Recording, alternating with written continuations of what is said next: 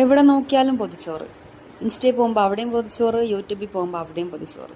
അത് കണ്ടിട്ട് എനിക്ക് പൊതിച്ചോറ് തിന്നാൻ ബോധിയായി. പക്ഷെ ഓർഡർ ചെയ്ത് കഴിക്കുന്നതിനേക്കാളും എനിക്ക് ഉണ്ടാക്കി കഴിക്കണം എന്നൊരാഗ്രഹം തോന്നി.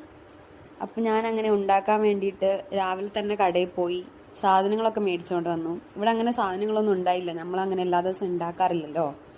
അപ്പം അങ്ങനെയൊന്നും ഉണ്ടായില്ല. ബട്ട് മീൻ കിട്ടിയില്ല ഗൈസ്. സോ നമുക്ക് മീനില്ലാതെ മുട്ട പൊരിച്ചതും പയറുപ്പേരിയും അച്ചാറും ചമ്മന്തിയും അതൊക്കെ വെച്ചിട്ടാണ് ഞാൻ പൊതിച്ചോറ് സെറ്റ് ചെയ്തത്. പുളിയൊക്കെ ചമ്മന്തിയിൽ ഇടുന്നുണ്ടോയെന്നൊന്നും എനിക്ക് അറിഞ്ഞൂടാ, ഞാൻ ഇട്ട്. ബട്ട് മിക്സിൻ്റെ സ്വിച്ച് ഇടാൻ മറന്ന് അന്തം പോയി കിളി പോയി നിൽക്കുന്നത് തന്നെയാണ് ഇപ്പോൾ കാണുന്നത്. അതൊക്കെ സെറ്റ് ചെയ്ത് ലാസ്റ്റ് ഞാൻ പൊതിച്ചോറുണ്ടാക്കി ഗൈസ്.